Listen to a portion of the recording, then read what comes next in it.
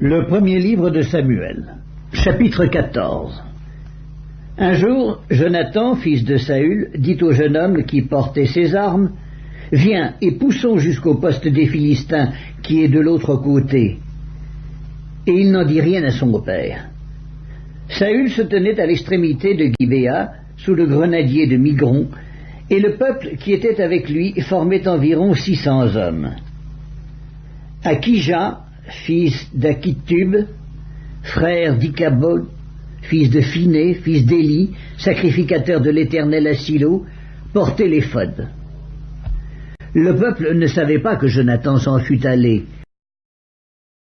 Entre les passages par lesquels Jonathan cherchait à arriver au poste des Philistins, il y avait une dent de rocher d'un côté et une dent de rocher de l'autre côté, l'une portant le nom de Botsets et l'autre celui de Séné. L'une de ces dents est au nord, vis-à-vis de Micmash, et l'autre au midi, vis-à-vis de Géba. Jonathan dit au jeune homme qui portait ses armes, « Viens, et poussons jusqu'au poste de ces incirconcis. Peut-être l'Éternel agira-t-il pour nous, car rien n'empêche l'Éternel de sauver au moyen d'un petit nombre comme d'un grand nombre. » Celui qui portait ses armes lui répondit, « Fais tout ce que tu as dans le cœur, n'écoute que ton sentiment, me voici avec toi, prêt à te suivre. » Eh bien, dit Jonathan, allons à ces gens et montrons-nous à eux. S'ils nous disent « Arrêtez jusqu'à ce que nous venions à vous », nous resterons en place et nous ne monterons point vers eux. Mais s'ils disent « Montez vers nous », nous monterons, car l'Éternel les livre entre nos mains.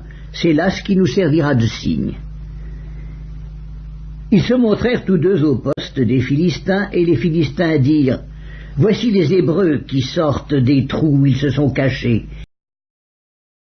Et les hommes du poste s'adressèrent ainsi à Jonathan et à celui qui portait ses armes. « Montez vers nous, et nous vous ferons savoir quelque chose. » Jonathan dit à celui qui portait ses armes, « Monte après moi, car l'Éternel les livre entre les mains d'Israël. » Et Jonathan monta en s'aidant des mains et des pieds, et celui qui portait ses armes le suivit. Les Philistins tombèrent devant Jonathan, et celui qui portait ses armes donnait la mort derrière lui. Dans cette première défaite, Jonathan et celui qui portait ses armes tuèrent une vingtaine d'hommes sur l'espace d'environ la moitié d'un arpent de terre. L'effroi se répandit au camp, dans la contrée et parmi tout le peuple. Le poste et ceux qui ravageaient furent également saisis de peur. Le pays fut dans l'épouvante. C'était comme une terreur de Dieu. Les sentinelles de Saül, qui étaient à Gibéa de Benjamin, virent que la multitude se dispersait et allait de côté et d'autre. Alors Saül dit au peuple qui était avec lui, « Comptez, je vous prie, et voyez qui s'en est allé du milieu de nous. » Ils comptèrent, et voici, il manquait Jonathan et celui qui portait ses armes. Et Saül dit à Akija, « Fais approcher l'arche de Dieu. » Car en ce temps, l'arche de Dieu était avec les enfants d'Israël. Pendant que Saül parlait au sacrificateur, le tumulte dans le camp des Philistins allait toujours croissant. Et Saül dit au sacrificateur, « Retire ta main. » Puis Saül et tout le peuple qui était avec lui se rassemblèrent, et ils s'avancèrent jusqu'au lieu du combat. Et voici, les Philistins tournèrent l'épée les uns contre les autres, et la confusion était extrême. Il y avait parmi les Philistins, comme auparavant, des Hébreux qui étaient montés avec eux dans le camp, où ils se trouvaient disséminés, et ils se joignirent à ceux d'Israël qui étaient avec Saül et Jonathan. Tous les hommes d'Israël qui s'étaient cachés dans la montagne d'Éphraïm, apprenant que les Philistins fuyaient, se mirent aussi à les poursuivre dans la bataille. L'Éternel délivra Israël ce jour-là, et le combat se prolongea jusqu'au-delà de Beth-Aven. La journée fut fatigante pour les hommes d'Israël. Saül avait fait jurer le peuple en disant « Maudit soit l'homme qui prendra de la nourriture avant le soir, avant que je me sois vengé de mes ennemis. » Et personne n'avait pris de nourriture. Tout le peuple était arrivé dans une forêt où il y avait du miel à la surface du sol. Lorsque le peuple entra dans la forêt, il vit du miel qui coulait, mais nul ne porta la main à la bouche, car le peuple respectait le serment. Jonathan ignorait le serment que son père avait fait faire au peuple. Il avança le bout du bâton qu'il avait à la main, le plongea dans un rayon de miel et ramena la main à la bouche. Et ses yeux furent éclaircis. Alors, quelqu'un du peuple, lui adressant la parole, dit « Ton père a fait jurer le peuple en disant « Maudit soit l'homme qui prendra de la nourriture aujourd'hui ». Or le peuple était épuisé, et Jonathan dit « Mon père trouble le peuple. Voyez donc comme mes yeux se sont éclaircis parce que j'ai goûté un peu de ce miel. Certes, si le peuple avait aujourd'hui mangé du butin qu'il a trouvé chez ses ennemis, la défaite des Philistins n'aurait-elle pas été plus grande ?» Ils battirent ce jour-là les Philistins depuis Michmash jusqu'à Ajalon. Le peuple était très fatigué, il se jeta sur le butin.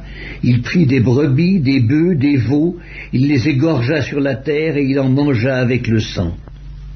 On le rapporta à Saül et l'on dit « Voici, le peuple pêche contre l'Éternel en mangeant avec le sang. » Saül dit « Vous commettez une infidélité.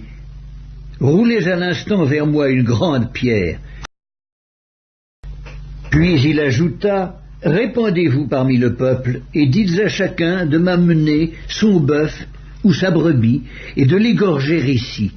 Vous mangerez ensuite, et vous ne pécherez point contre l'Éternel en mangeant avec le sang. » Et pendant la nuit, chacun parmi le peuple amena son bœuf par la main, afin de l'égorger sur la pierre. Saül bâtit un autel à l'Éternel, ce fut le premier autel qu'il bâtit à l'Éternel. Saül dit, « Descendons cette nuit après les Philistins, pillons-les jusqu'à la lumière du matin et n'en laissons pas un de reste. » Ils dirent, « Fais tout ce qui te semblera bon. » Alors le sacrificateur dit, « Approchons-nous ici de Dieu. » Et Saül consulta Dieu. « Descendrai-je après les Philistins?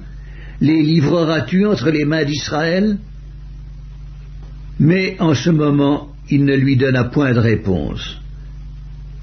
Saül dit, « Approchez ici, vous tous, chefs du peuple, recherchez et voyez comment ce péché a été commis aujourd'hui. Car l'Éternel, le libérateur d'Israël, est vivant. Lors même que Jonathan, mon fils, en serait l'auteur, il mourrait, et dans tout le peuple personne ne lui répondit. Il dit à tout Israël, « Mettez-vous d'un côté, et moi et Jonathan, mon fils, nous serons de l'autre. » Et le peuple dit à Saül, « Fais ce qui te semblera bon. » Saül dit à l'Éternel, « Dieu d'Israël, fais connaître la vérité. » Jonathan et Saül furent désignés, et le peuple fut libéré. Saül dit, « Jetez le sort entre moi et Jonathan, mon fils. » Et Jonathan fut désigné. Saül dit à Jonathan, « Déclare-moi ce que tu as fait. » Jonathan le lui déclara et dit, « J'ai goûté un peu de miel avec le bout du bâton que j'avais à la main.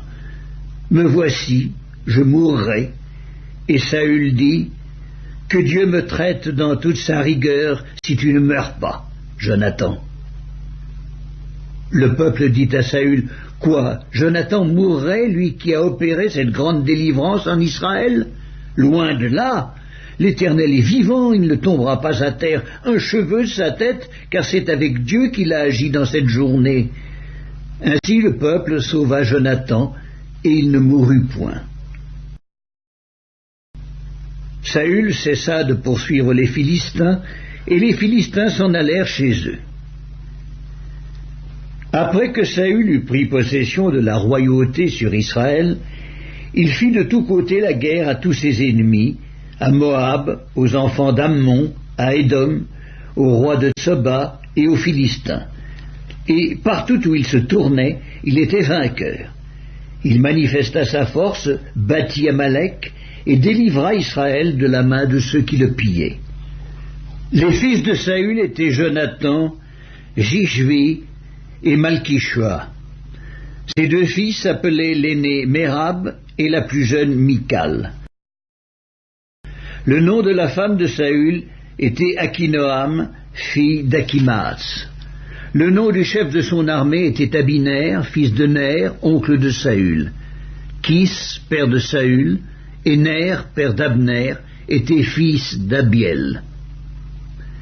Pendant toute la vie de Saül, il y eut une guerre acharnée contre les Philistins, et dès que Saül apercevait quelque homme fort et vaillant, il le prenait à son service.